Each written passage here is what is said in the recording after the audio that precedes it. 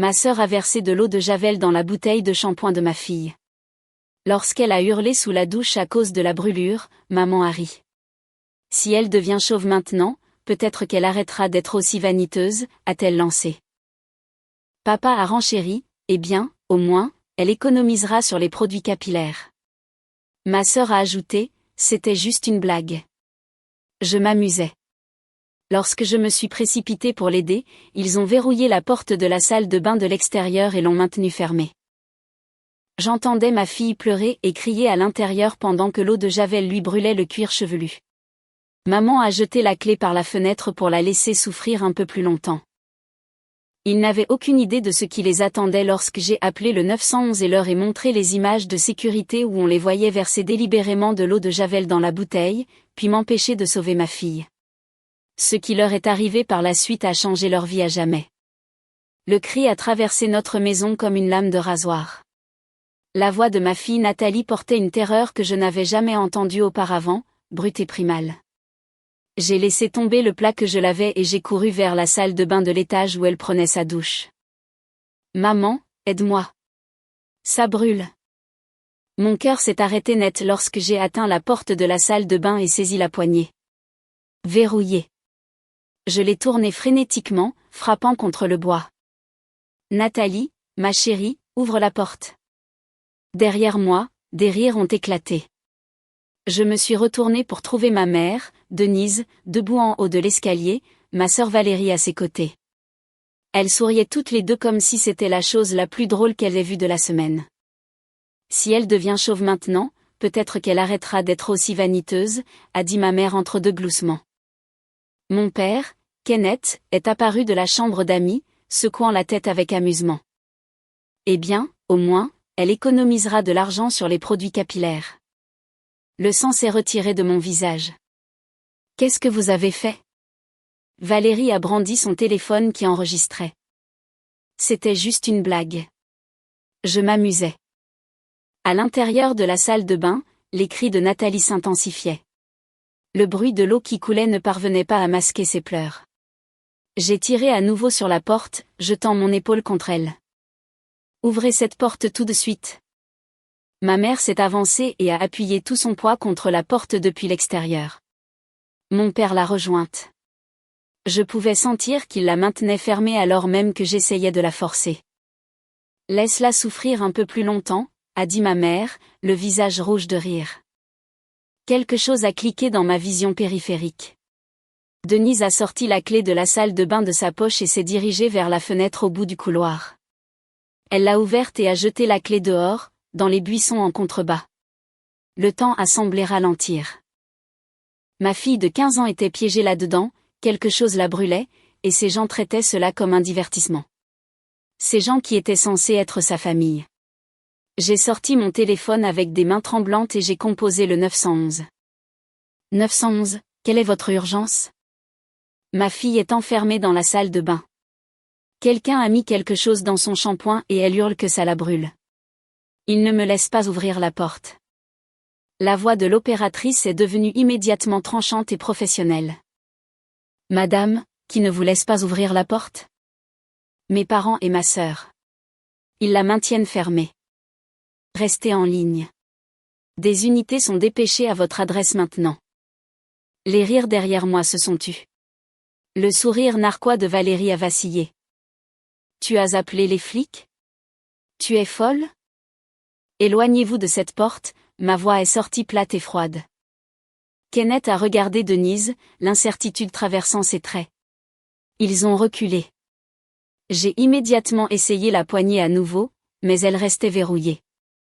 À l'intérieur, Nathalie était devenue plus silencieuse, ce qui m'effrayait étrangement plus que les cris. Nathalie, bébé, tu m'entends? Ça fait tellement mal, a-t-elle gémi. Ma tête est en feu. Je sais, ma chérie. Les secours arrivent. Essaie de rincer à l'eau. Tu peux faire ça? J'ai essayé. Ça ne s'arrête pas. Mes mains se sont serrées en poing. J'ai regardé les 3 personnes debout dans mon couloir, leurs expressions passant maintenant de la défensive à l'inquiétude. Qu'est-ce que vous avez mis dans son shampoing? Valérie a croisé les bras. Ce n'est pas grand-chose, juste un peu d'eau de javel. De la décoloration pour cheveux. Les gens l'utilisent tout le temps. De l'eau de javel? Le mot est sorti comme un murmure. Tu as mis de l'eau de javel dans sa bouteille de shampoing? Oh, allez. Ne sois pas dramatique. Ce n'est pas comme si ça allait la tuer. Les sirènes ont retenti au loin, se rapprochant. Le son a semblé sortir mon père de la torpeur amusée dans laquelle il se trouvait. Maintenant, attendez. Calmons-nous tous. Ça a pris des proportions démesurées. Ta mère et ta sœur ne faisaient que plaisanter. Plaisanter? Je l'ai fixé. Tu penses que brûler chimiquement le cuir chevelu de ta petite fille est une blague? Des lumières rouges et bleues ont flashé à travers les fenêtres. Des portières de voitures ont claqué dehors. Des pas lourds ont martelé l'allée avant. La sonnette a retenti, suivie de coups forts. Police, ouvrez. J'ai dévalé les escaliers et ouvert la porte à la volée.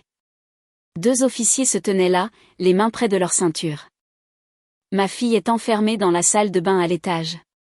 Quelqu'un a mis de l'eau de javel dans son shampoing et elle hurle. Ils ont jeté la clé dehors. L'officier féminin, dont le badge indiquait officier K. Martinez, a parlé dans sa radio. Nous avons besoin des pompiers pour une entrée forcée et une assistance médicale pour une mineure avec des brûlures chimiques. Les 2 officiers m'ont suivi à l'étage. Ma famille s'était légèrement dispersée, essayant d'avoir l'air innocente.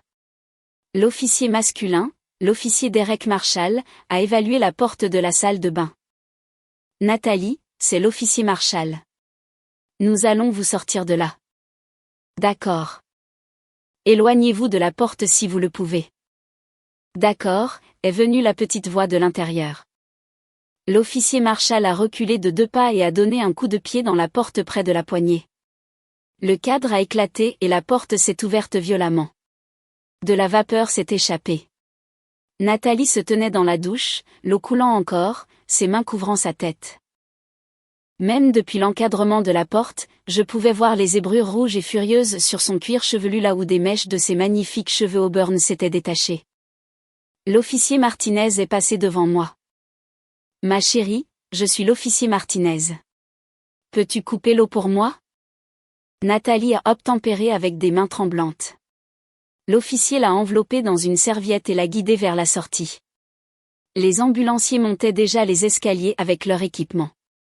Ma mère a essayé de s'approcher. Maintenant, Nathalie, chérie, c'était juste. Ne t'avise pas de lui parler. Je me suis interposée entre elles. Ne la regarde même pas. Les ambulanciers ont commencé à examiner le cuir chevelu de Nathalie, leurs expressions devenant de plus en plus sérieuses. L'un d'eux a parlé doucement à l'officier Marshall, qui a hoché la tête et sorti son carnet. Madame, je vais avoir besoin des déclarations de tout le monde ici. Pouvez-vous me dire exactement ce qui s'est passé?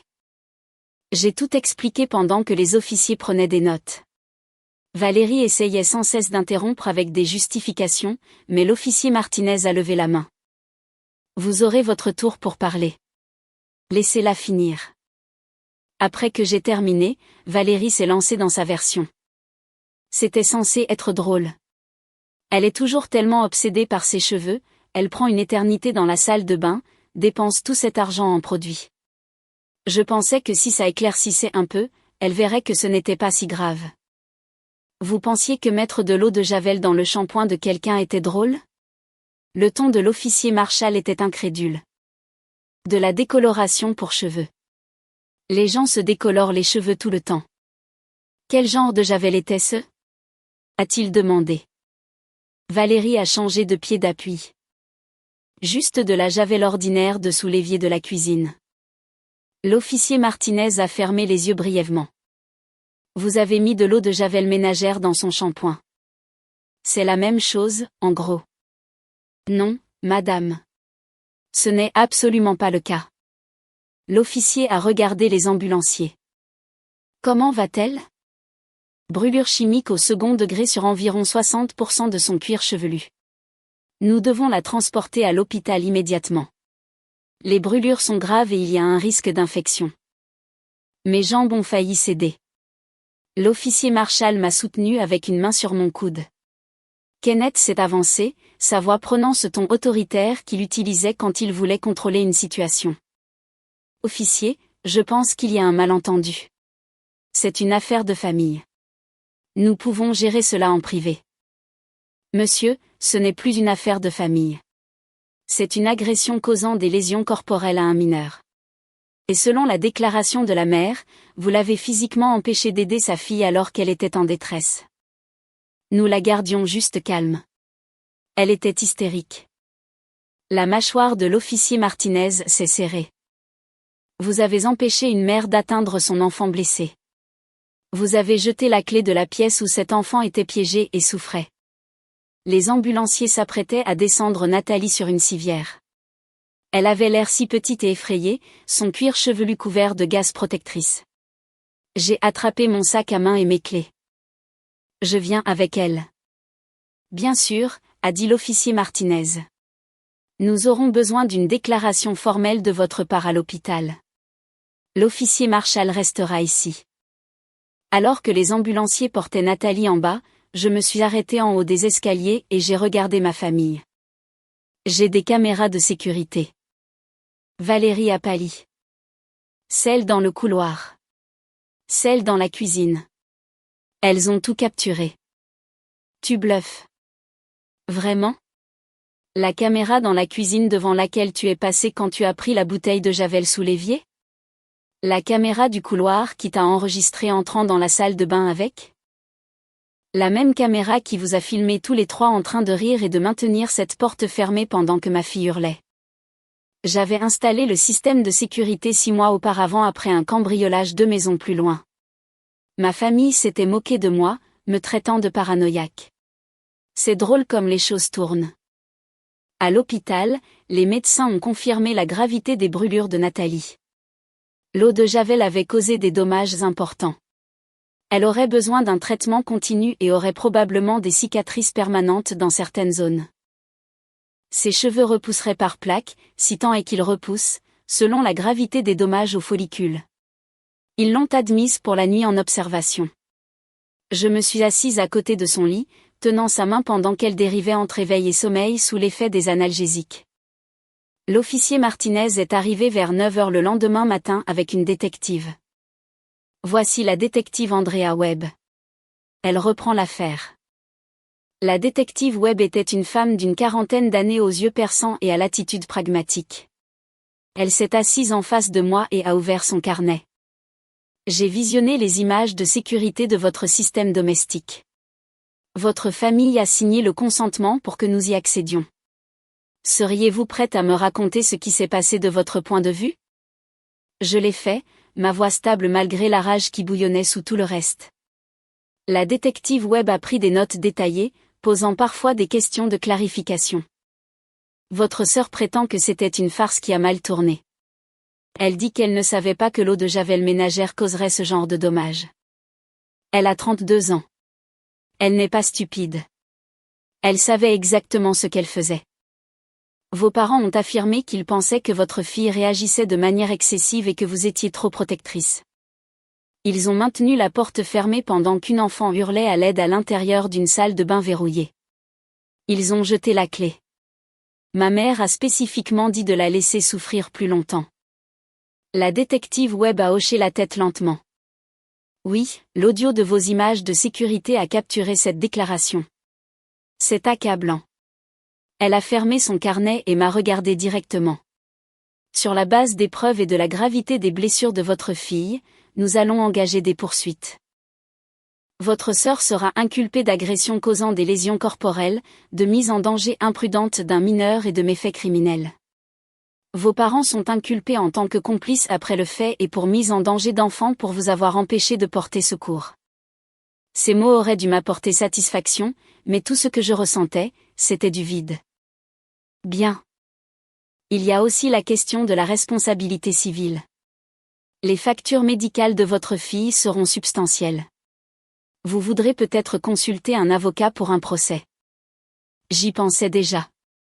Je le ferai. La détective Webb s'est levée. Nous resterons en contact au fur et à mesure que l'affaire progresse. Si votre famille tente de vous contacter, vous ou votre fille, faites-le nous savoir immédiatement. Elles sont parties vers 10 heures. Nathalie s'est réveillée peu après, groggy et désorientée. Maman, je suis là, bébé. Est-ce que je vais aller bien? La question a brisé quelque chose en moi. Oui, tu vas aller bien. Les médecins prennent bien soin de toi. J'ai mal à la tête. Je sais. Ils te donneront plus de médicaments bientôt. Elle est restée silencieuse un moment. Pourquoi tante Valérie a fait ça? Comment expliquer la cruauté à quelqu'un qui ne l'a jamais comprise? Comment dire à son enfant que parfois les gens font du mal aux autres sans aucune raison, si ce n'est pour leur propre amusement tordu? Je ne sais pas, ma chérie. Mais elle ne te fera plus jamais de mal. Et grand-mère et grand-père? Eux non plus. Je te le promets. Nathalie s'est rendormie. Je suis restée assise dans la chaise d'hôpital inconfortable, regardant les moniteurs biper et ma fille respirer, et j'ai fait des plans. Au cours des jours suivants, les choses ont bougé rapidement. Ma famille a été formellement arrêtée et inculpée. Les nouvelles locales ont repris l'histoire.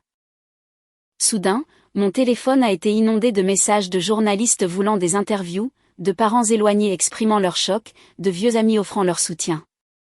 Valérie a engagé un avocat qui a immédiatement essayé de la présenter comme la victime d'une blague qui a mal tourné.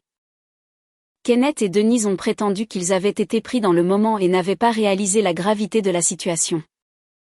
Les images de sécurité racontaient une autre histoire, en particulier la caméra de la cuisine qui montrait Valérie ouvrant soigneusement la bouteille de Javel et versant une quantité importante dans le contenant de shampoing de Nathalie.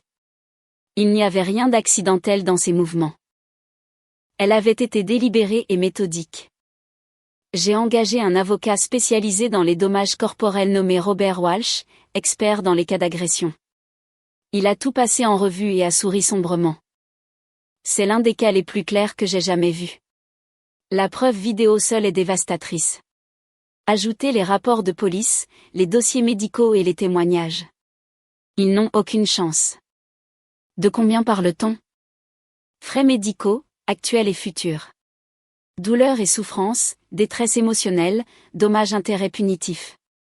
Nous visons potentiellement 7 chiffres. Le chiffre aurait dû me surprendre, mais ce n'était pas le cas. Nathalie aurait besoin de thérapie, peut-être pendant des années. Ses cheveux pourraient ne jamais se rétablir complètement. Elle devrait faire face au traumatisme psychologique de ce que sa propre famille lui avait fait. Robert a intenté le procès 3 semaines après l'incident. Les accusés étaient Valérie, Denise et Kenneth. J'ai nommé les 3 parce qu'ils avaient tous joué un rôle. Leur avocat a essayé de faire rejeter l'affaire. La juge Patricia Morrison a refusé la motion après avoir examiné les preuves. Les images vidéo montrent clairement la préméditation et l'action délibérée. Cela ira au procès. Le procès pénal est venu en premier. Je me suis assise dans la salle d'audience chaque jour, regardant ma famille se tortiller sur leur siège. Valérie avait perdu du poids et semblait hagarde. Ma mère n'arrêtait pas de tamponner ses yeux avec des mouchoirs, jouant la carte de la grand-mère sympathique. Mon père restait assis, le visage de marbre, chuchotant occasionnellement à son avocat. L'accusation a présenté les images de sécurité. La salle d'audience est devenue silencieuse alors que les gens regardaient Valérie verser de l'eau de Javel dans la bouteille de shampoing. Ils les ont regardés tous les 3 rire devant la porte de la salle de bain. Ils ont entendu les mots de ma mère sur le fait de laisser Nathalie souffrir. Plusieurs jurés semblaient visiblement bouleversés. Une femme au dernier rang pleurait. Nathalie a dû témoigner. Je l'avais préparé du mieux que je pouvais, mais rien ne prépare vraiment un enfant à s'asseoir dans une salle d'audience pour décrire son traumatisme. Elle avait 17 ans maintenant, près de 2 ans s'étant écoulés depuis ce jour terrible. Ses cheveux avaient repoussé par plaques inégales. Elle portait une perruque au tribunal. « Peux-tu nous dire ce qui s'est passé ce jour-là » a demandé le procureur doucement. La voix de Nathalie était stable mais calme. Je prenais une douche. J'ai mis du shampoing dans mes cheveux comme d'habitude. Puis ça a commencé à brûler vraiment fort. J'ai crié pour appeler ma mère. Que s'est-il passé ensuite ? Je pouvais l'entendre essayer d'entrer, mais la porte était verrouillée. J'ai entendu ma grand-mère, mon grand-père et ma tante rire. Ils disaient des choses méchantes. Ma grand-mère a dit de me laisser souffrir plus longtemps. Comment cela t'a-t-il fait sentir? J'avais peur. Je pensais qu'ils allaient me laisser là-dedans pour toujours. Je ne comprenais pas pourquoi ils faisaient ça. La défense a essayé de contre-interroger, suggérant que Nathalie exagérait la douleur, impliquant qu'elle avait été coachée. La juge Morrison a mis fin à cela rapidement. Les dossiers médicaux parlent d'eux-mêmes. Maître, passez à autre chose. Quand est venu le temps pour la défense de présenter son cas, Valérie a pris la barre. Elle avait clairement été coachée pour paraître pleine de remords. Je n'ai jamais voulu que quelqu'un soit blessé. C'était censé être une blague inoffensive. Vous avez versé de l'eau de javel ménagère dans la bouteille de shampoing de votre nièce. Quelle partie de cela semblait inoffensive? Je pensais que ça éclaircirait juste un peu ses cheveux. Je ne savais pas que ça la brûlerait. Le procureur a affiché des images d'une bouteille d'eau de javel sur l'écran. Ce contenant a des étiquettes d'avertissement partout. Avertissement de ne pas mettre en contact avec la peau. Avertissement sur les brûlures chimiques. Avertissement de garder hors de portée des enfants. Vous dites à ce jury que vous n'avez lu aucun de ces avertissements? La bouche de Valérie s'est ouverte et fermée. Je n'y ai pas pensé. Vous n'y avez pas pensé ou vous vous en fichiez? Objection, a appelé son avocat. Retenu. Reformulé. Maître. Laissez-moi vous demander ceci. Après avoir entendu votre nièce crier de douleur, avez-vous tenté de l'aider? Valérie a baissé les yeux. Non. Avez-vous essayé d'ouvrir la porte? Non. Avez-vous dit à quelqu'un ce que vous aviez fait pour qu'il puisse l'aider? Non. Au lieu de cela, vous avez enregistré sur votre téléphone en riant. Est-ce correct? J'ai supprimé cette vidéo. Nous l'avons récupérée de votre téléphone. Le jury la verra. Ils l'ont vue. La propre vidéo de Valérie la montrait en train de glousser pendant que Nathalie hurlait en arrière-plan. Les images étaient encore pires que celles de la caméra de sécurité parce qu'on pouvait entendre chaque mot clairement. Le jury a délibéré pendant moins de 3 heures. Coupable de tous les chefs d'accusation pour Valérie. Coupable des accusations de complicité et de mise en danger pour mes parents. Le verdict est tombé 2 semaines plus tard. La juge Morrison a regardé chaque accusé avant de parler. Ce que vous avez fait à cet enfant est inadmissible. Vous lui avez délibérément causé un préjudice grave et l'avez ensuite empêché de recevoir de l'aide. Vous avez ri pendant qu'elle souffrait. Ce tribunal n'a aucune sympathie pour aucun de vous. Valérie a reçu 5 ans de prison avec possibilité de libération conditionnelle après 3 ans. Mes parents ont chacun eu 2 ans plus une probation. La salle d'audience a éclaté en murmures. Valérie a commencé à pleurer. Denise a attrapé le bras de Kenneth. Je n'ai ressenti qu'une froide satisfaction. Le procès civil a été presque anticlimatique après cela.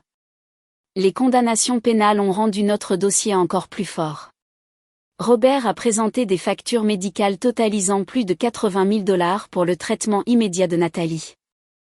Des témoins experts ont témoigné de ses besoins futurs, y compris la thérapie, les procédures potentielles de reconstruction et les soins dermatologiques continus. Un psychologue a témoigné du traumatisme durable.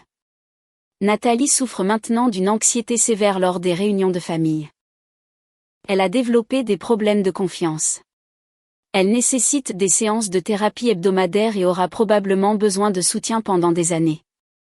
La défense a essayé de faire valoir que les dommages étaient excessifs. La juge Morrison n'était pas d'accord. Les actions des accusés étaient délibérées et malveillantes.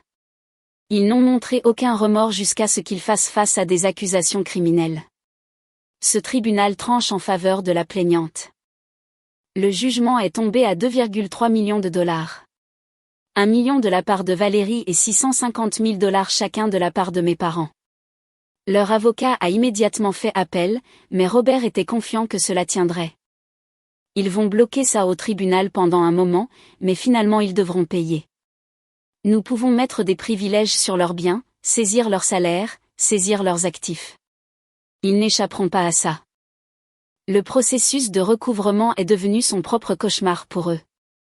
Kenneth a essayé de transférer la propriété de leur maison au nom d'un ami 3 jours après le jugement. Le tribunal l'a découvert immédiatement et a ajouté des sanctions. Leur ami, un homme nommé Gérald, qui connaissait mon père depuis 40 ans, a été frappé par ses propres problèmes juridiques pour avoir participé à un transfert frauduleux d'actifs. Gérald a cessé de parler à Kenneth après cela. Une autre amitié détruite par leur refus d'accepter la responsabilité. Denise a tenté de cacher des bijoux et des œuvres d'art chez sa sœur Paula. Paula, qui m'avait déjà coupé les ponts pour avoir détruit la famille, ne réalisait pas qu'elle participait à la dissimulation d'actifs. Lorsque les enquêteurs se sont présentés à sa porte avec un mandat, elle a failli faire une dépression nerveuse. Les objets ont été saisis. Paula a été interrogée pendant des heures et a dû engager son propre avocat pour éviter les accusations. Après cet incident, même Paula a cessé de les défendre. Elle m'a appelé une fois, la voix tremblante. Je n'avais aucune idée qu'ils me mettraient dans cette position. J'aurais pu aller en prison pour eux après tout ce qu'ils ont fait. Je n'ai pas répondu avec sympathie. Maintenant tu comprends quel genre de personnes ils sont vraiment. Elle a raccroché sans un autre mot. Le tribunal a également découvert que Kenneth puisait dans un compte de retraite caché qu'il n'avait jamais divulgué. Lorsqu'il a été interrogé sous serment sur des actifs supplémentaires, il a commis un parjure en niant son existence. La juge était livide. Monsieur Reeves, vous avez menti à ce tribunal à plusieurs reprises. Vous avez tenté de frauder la plaignante et d'entraver la justice. J'ajoute 50 000 autres dollars à votre jugement pour outrage et j'ordonne un audit supplémentaire de tous vos dossiers financiers remontant à 10 ans. Le visage de Kenneth est devenu gris. Denise a éclaté en sanglots à côté de lui. Leur avocat avait l'air de vouloir être n'importe où ailleurs. L'audit a révélé encore plus d'actifs cachés, un coffre-fort, des obligations d'épargne dans différentes banques, de l'argent liquide enterré dans leur jardin dans un conteneur étanche, qui a été découvert lorsque les enquêteurs ont apporté un équipement radar à pénétration de sol. Chaque tentative qu'ils ont faite pour cacher de l'argent n'a fait qu'aggraver les choses. Chaque mensonge a ajouté à leur pénalité. Chaque stratagème s'est retourné contre eux de manière spectaculaire. Kenneth et Denise ont dû vendre leur maison pour payer leur part. Valérie a déclaré faillite, mais la dette ne serait pas effacée car elle découlait d'un acte délibéré et malveillant. Elle la rembourserait pendant des décennies. L'argent est allé dans un fonds en fiducie pour les soins et l'avenir de Nathalie. Nous avons déménagé dans une nouvelle maison à l'autre bout de la ville, un endroit sans souvenir de ce jour terrible. Nathalie a commencé dans une nouvelle école où personne ne savait ce qui lui était arrivé. Les semaines suivant immédiatement la condamnation ont été étranges. Des gens dont je n'avais pas eu de nouvelles depuis des années ont tendu la main, certains offrant un soutien sincère, d'autres clairement juste avides de potin. Mon téléphone sonnait constamment jusqu'à ce que je change de numéro. Des camions de nouvelles ont campé devant notre ancienne maison jusqu'à ce que nous déménagions. Le plus dur n'était pas l'attention médiatique ou les procédures judiciaires. C'était de regarder Nathalie lutter avec des choses basiques qui venaient naturellement avant. Elle restait parfois devant le miroir pendant 1 heure juste à fixer son reflet. Les médecins m'avaient prévenu à ce sujet. L'impact psychologique de la défiguration physique, surtout pour une adolescente. Sa dermatologue, le docteur Patricia Keane, est devenue quelqu'un que nous voyons toutes les 2 semaines. Elle se spécialisait dans la récupération des brûlures chimiques et avait traité des cas similaires à celui de Nathalie auparavant, bien qu'elle ait admis que la plupart n'étaient pas causés par des membres de la famille. La guérison physique progresse bien, m'a dit le docteur Keane lors d'un rendez-vous pendant que Nathalie se faisait examiner le cuir chevelu par une infirmière. Mais je suis inquiète pour son état mental. A-t-elle vu le thérapeute régulièrement? 2 fois par semaine. Le docteur Michael Torres. Il a été merveilleux avec elle. Bien, parce que les cicatrices sur son cuir chevelu s'estomperont, mais les cicatrices émotionnelles peuvent durer beaucoup plus longtemps si elles ne sont pas traitées correctement. Le docteur Torres avait en effet été une bénédiction. Spécialiste de la thérapie par le traumatisme pour les adolescents, il avait travaillé avec Nathalie pour traiter ce qui s'était passé sans laisser cela consumer son identité. Mais les progrès venaient lentement, douloureusement. Je fais toujours le même rêve, a dit Nathalie lors d'une séance que j'ai été autorisée à observer.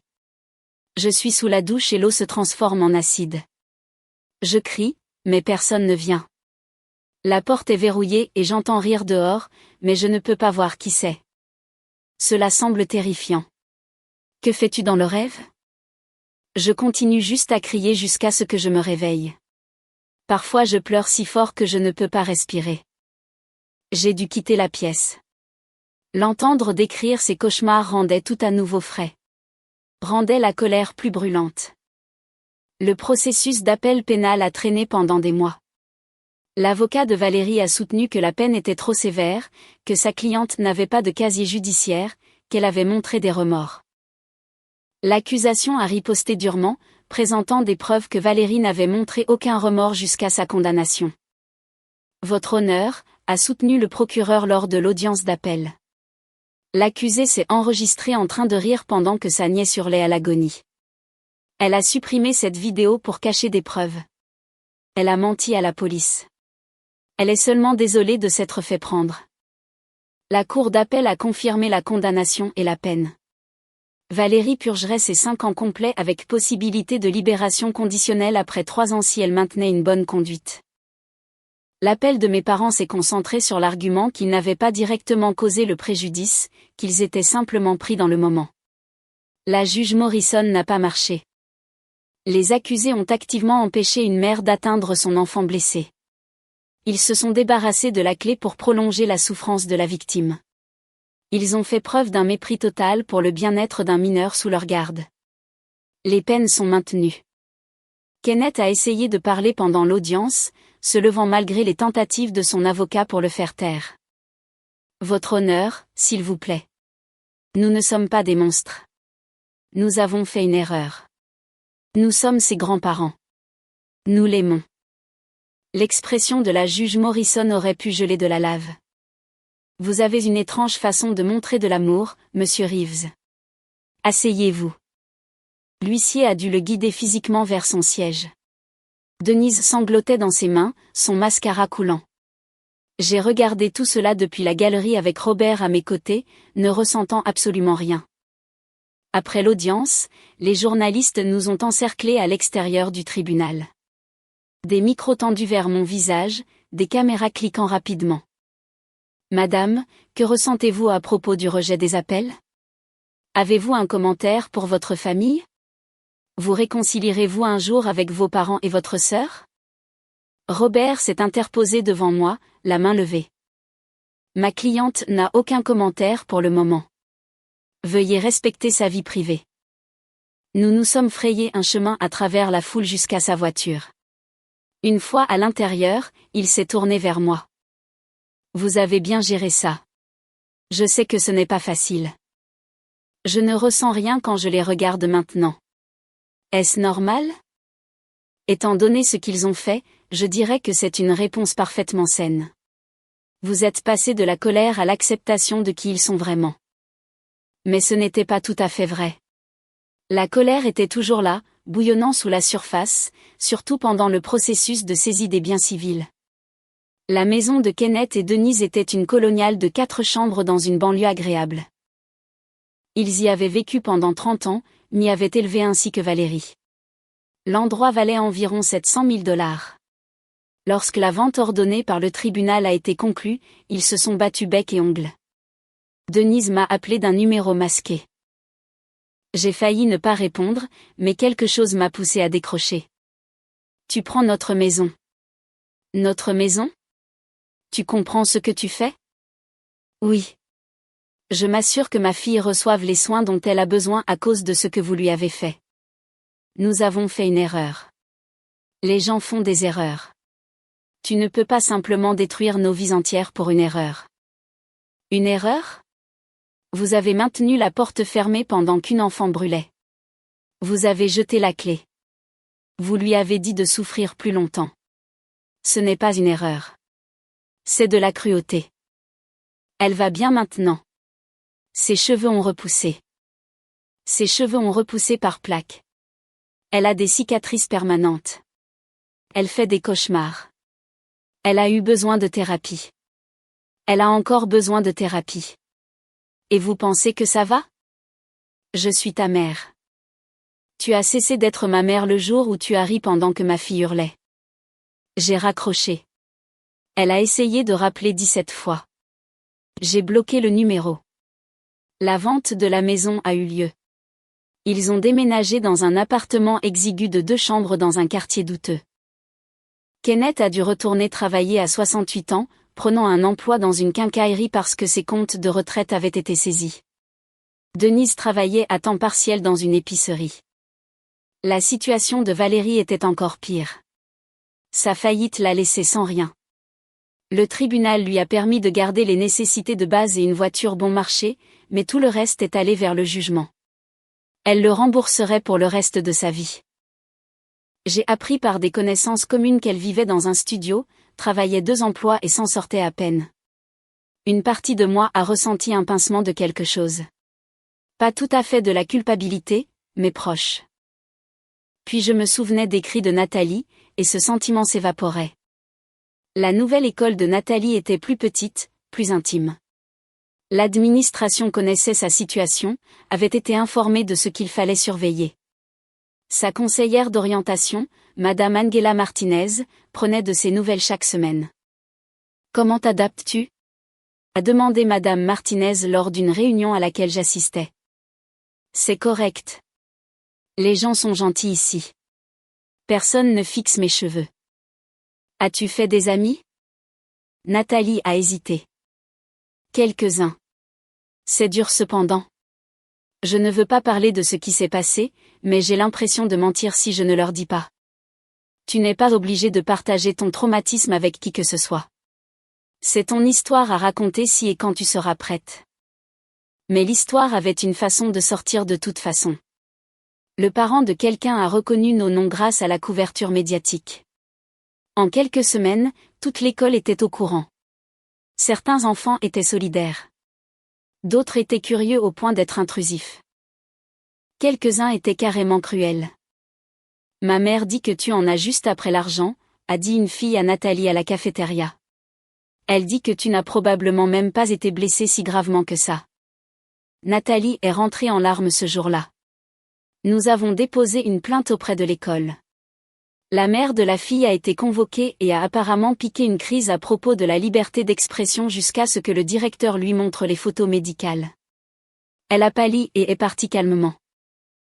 La fille s'est excusée auprès de Nathalie le lendemain, bien que cela semblait forcé. À travers tout cela, Nathalie luttait avec son image d'elle-même. Elle avait été une enfant confiante avant, sociale et extravertie. Maintenant, elle remettait tout en question. Elle a arrêté de prendre des photos. Elle a supprimé ses comptes de réseaux sociaux. Elle refusait les invitations aux fêtes et événements. « Je ne veux pas que les gens me voient comme ça », a-t-elle dit au docteur Torres. Comme quoi? Abîmée, brisée, moche. Penses-tu que tu es moche? Je pense que je ressemble à une victime. Et je déteste ça. Je déteste qu'il m'ait fait ça. Je déteste ne pas pouvoir être juste normal. Le docteur Torres a travaillé avec elle pour recadrer ses pensées, pour séparer son identité de ce qui lui était arrivé. Mais c'était lent. Certains jours étaient meilleurs que d'autres. L'un des meilleurs jours est arrivé environ 8 mois après l'incident. Nathalie est rentrée de l'école en souriant vraiment. « Qu'est-ce qui s'est passé ?» ai-je demandé, presque effrayée d'espérer. Il y a cette fille, Mélissa. Elle a de l'alopécie. Elle est complètement chauve et elle porte ses perruques incroyables. Nous avons été mises en binôme pour un projet en cours d'histoire et nous avons commencé à parler. Elle est vraiment cool. Maman, elle ne m'a pas traitée comme si j'étais fragile ou différente. Elle a juste compris. Mélissa est devenue la première véritable amie de Nathalie à la nouvelle école. Elles se sont liées par leurs problèmes capillaires, mais aussi par la musique, les livres et des trucs d'ados normaux. Regarder Nathalie rire avec Mélissa dans notre salon un après-midi m'a fait réaliser combien de temps il s'était écoulé depuis que je l'avais entendue rire comme ça. La compensation financière a aidé de manière pratique. Nathalie avait besoin de traitements sur ordonnance pour son cuir chevelu, de shampoings et d'après-shampoings spécialisés coûteux, de rendez-vous réguliers chez le dermatologue. Ces séances de thérapie n'étaient pas entièrement couvertes par l'assurance. Le fonds en fiducie signifiait que nous n'avions pas à nous soucier de tout cela.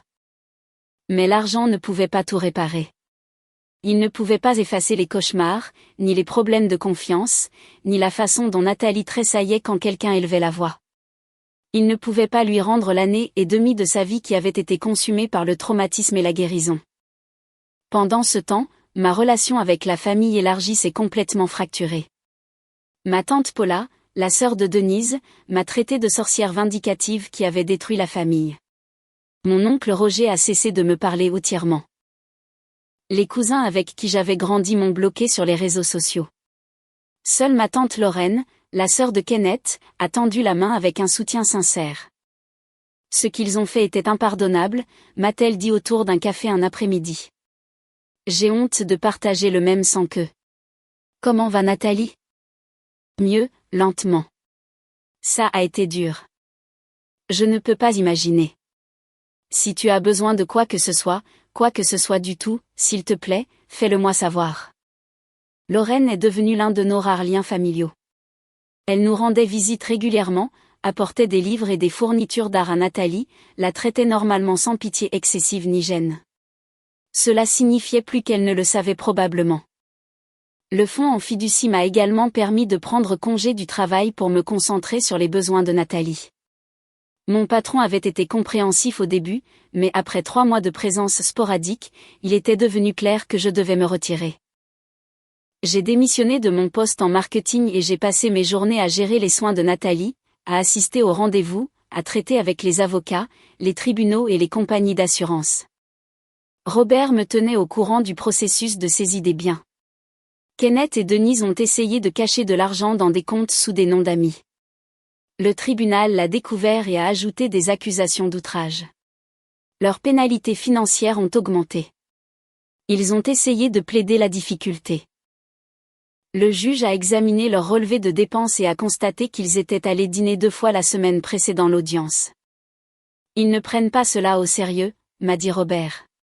Ils pensent toujours qu'ils peuvent charmer ou manipuler pour échapper aux conséquences. Ils ont toujours été comme ça. Les règles ne s'appliquaient jamais à eux. Eh bien, elles s'appliquent maintenant. La saisie sur salaire de Valérie signifiait qu'elle ramenait à peine assez pour survivre. J'ai entendu dire qu'elle avait essayé d'obtenir un 2e emploi, mais personne ne voulait embaucher quelqu'un avec son casier judiciaire. Elle avait postulé à des douzaines d'endroits. Les restaurants de restauration rapide l'ont refusé. Les magasins de détail ont rejeté ses candidatures. Elle a fini par nettoyer des bureaux la nuit, travaillant de 22h à 6h du matin, puis dormant quelques heures avant d'aller à son emploi de jour dans un centre d'appel. Le centre d'appel payait le salaire minimum et traitait les employés terriblement, mais Valérie n'avait pas d'autres options. Une partie de moi se demandait si je devais me sentir mal à ce sujet. Puis je regardais Nathalie, je la voyais debout devant le miroir essayant de coiffer ses cheveux parsemés, je la voyais prendre des médicaments contre l'anxiété avant l'école, je la voyais dormir avec la porte de sa chambre ouverte parce qu'elle avait peur d'être piégée. Et toute sympathie que j'aurais pu ressentir disparaissait. Ses cheveux repoussaient lentement, par plaques. Elle a essayé différents styles pour couvrir les zones nues. Finalement, elle a décidé de tout raser et de porter des perruques jusqu'à ce que la repousse s'égalise. Elle l'a assumé, a dit aux gens qu'elle aimait changer de look. Mais je savais. Je voyais comment elle tressaillait quand quelqu'un touchait près de sa tête. Comment elle gardait la porte de sa salle de bain toujours déverrouillée, même en prenant sa douche. Comment elle commençait à voir le pire chez les gens, s'attendant à la trahison de ceux qui devraient la protéger. 2 ans après que tout soit arrivé, Valérie a été libérée tôt sur parole. Elle a essayé de me contacter via Facebook, envoyant un long message sur la rédemption, le pardon et la famille. Je l'ai bloquée sans répondre. Denise a envoyé des lettres à la maison. Je les ai renvoyées non ouvertes.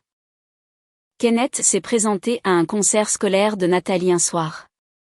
La sécurité l'a escorté dehors après que je l'ai signalé. Il avait violé l'ordonnance restrictive. Les conditions de sa probation incluaient maintenant cette violation, et son agent de probation n'était pas content. Il a fait face à des amendes supplémentaires et à une surveillance prolongée. Ma fille a 19 ans maintenant. Elle se prépare pour l'université, avec une majeure en psychologie et une spécialisation en conseil en traumatologie.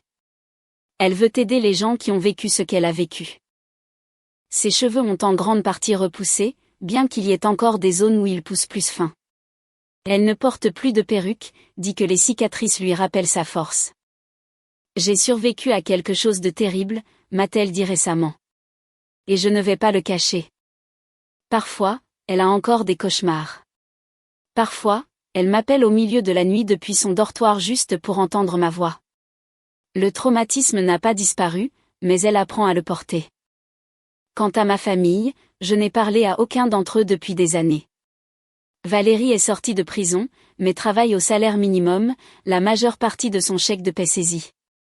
Kenneth et Denise ont perdu leur maison, leurs économies et leur réputation.